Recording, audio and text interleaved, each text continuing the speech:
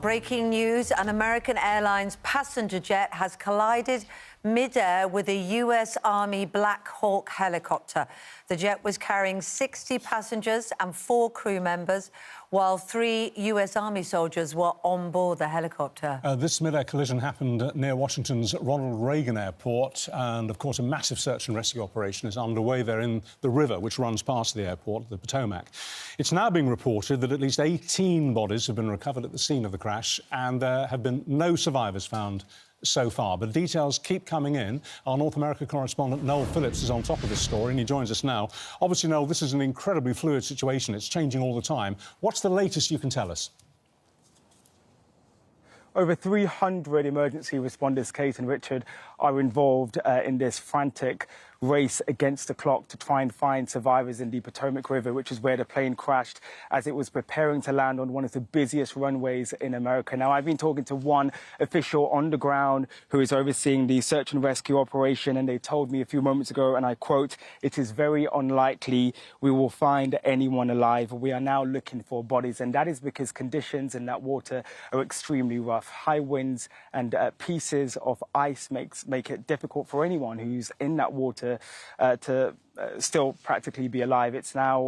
We're now approaching the 6th hour in this devastation. And just imagine for a moment being one of those family members waiting inside that airport terminal for your loved one to arrive. It is simply heartbreaking. Just want to bring you some more lines, actually, that we're getting. The US figure skating team have said that several members of their community were on that plane. They've put out a statement obviously expressing their condolences. And I think we'll see in the coming hours perhaps more identities being revealed and people who have lost their lives. But it is worth me saying that the FBI has said in the last few moments that that they've ruled out any act of terrorism or criminality to do with the crash. President Trump, though, is demanding answers. He has said on social media in a lengthy statement, this is a bad situation that looks like it should have been prevented.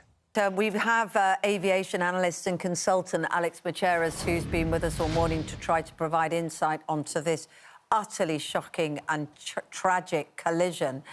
More details obviously emerging, Alex, and concern about what happened, because clearly they were conscious of the 2 craft in the air, but suddenly it all went wrong. Yeah, I mean, look, as we spoke earlier, Kate, this is an accident that should not have happened in an area, not just an area as the US, but an area of the US where you expect the gold standard of aviation. And that's what we've seen. That's why air travel is categorically the safest form of transport. Even President Trump expressing his frustration, taking to social media and explaining, asking why the helicopter was heading directly for the final approach path of a passenger aircraft to the Ronald Reagan Airport in D.C. And of course, that's not just President Trump asking that. That's going to probably be the main focus of this investigation, because what was a helicopter that we know belongs to the Army and was on a training flight, a late-night training flight, heading towards a critical area. There are critical phases of any flight, and they are ultimately the takeoff and the landing phase. And the final approach specifically is a high workload environment, a high workload phase of the flight, where the flight crew are manually flying the aircraft, preparing for that final phase and ultimately the touchdown and everything that commences prior to that. But also when they are operating in a visual environment or they are landing under visual flight rules,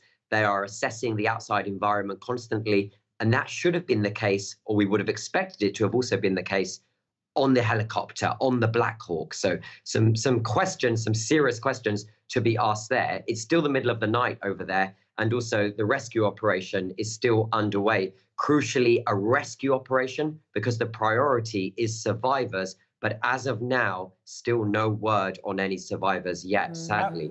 Alex, one very quick question before we leave you for now.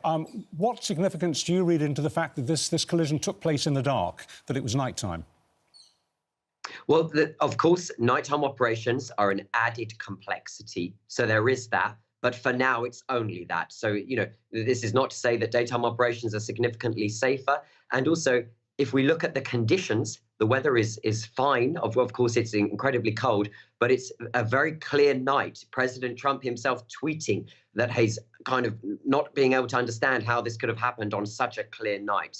So not too much of a factor in terms of it being nighttime operation, Richard. Thank you, Alex. Thanks very much indeed. But our hearts go out to all those who will be missing and worried about people. That is our top story this morning. We're going to speak to Matthew Capucci, who witnessed it as it happened. Good morning to you. I imagine it was pretty terrifying. What did you see? Good morning. I have to say, I've lived in this apartment for a couple of years, and I moved here so I could watch the airplanes take off and land. In addition to being close to the airport, I work as a meteorologist. I love aviation. And I never in a million years thought this would happen less than 2 kilometers away from my apartment. Right around 8:56 is when the collision actually occurred. And while I didn't see the initial fireball, it didn't take long to realize something was very wrong. Ordinarily, during the evening, I hear planes taking off and landing every probably 60 seconds. And suddenly the skies kind of went quiet. 19 flights that were set to land at Reagan National Airport were diverted to Dulles Airport, roughly 30 kilometers farther north and west, which is the international airport that serves D.C. This is the domestic airport.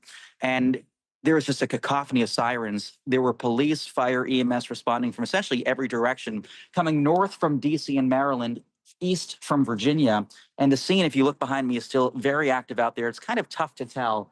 But I can tell you earlier on, there were at least 300 personnel working the scene.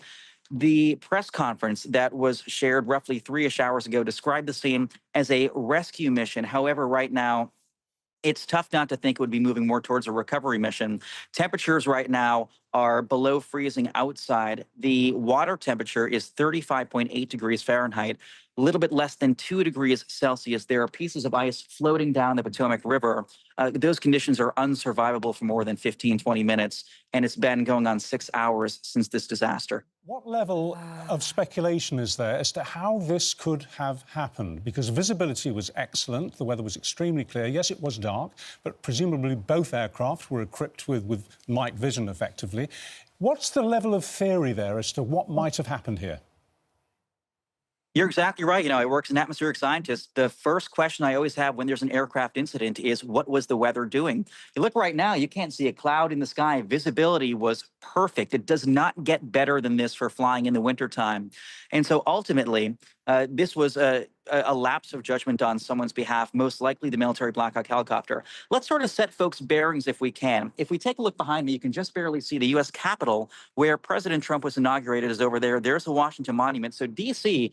is only about 2.5 kilometers north of the airport. The airport's right here. It parallels the Potomac River. The Potomac runs north-south. The airport's main runway, which is 7,000 feet, runs north-south as well. But there's a secondary runway that's roughly 5,000 feet long, a little shorter, so it's used more for the regional jets, the 2x2 jets like this Bombardier CRJ-700. It goes from southeast to northwest. With the winds out of the northwest today, the plane was landing southwest to northeast. To do so, it has to kind of cross the river and then come towards the northwest. It was cleared to land per air traffic control. What was the issue was that the helicopter, the military helicopter, had said, yes, we have visual separation. I'm watching this plane. My guess, and of course not to speculate, is that it was watching the wrong plane and just had a lapse of situational awareness. So in other words, it's that classic 2-word explanation in this early stages, you say, pilot error. Oh, dear. Most definitely. On behalf of the military aircraft, the commercial aircraft was cleared to land. All right. Well, look, thank you. Matthew, Matthew. I'm sure it was shocking for you to witness so close to where you live and so vulnerable in that way. And I'm sure your hearts as well do go out to the dozens of people who we're waiting to see any news at all as hope is fading. Good to speak to you. Thank you very much for joining us live from Washington, D.C.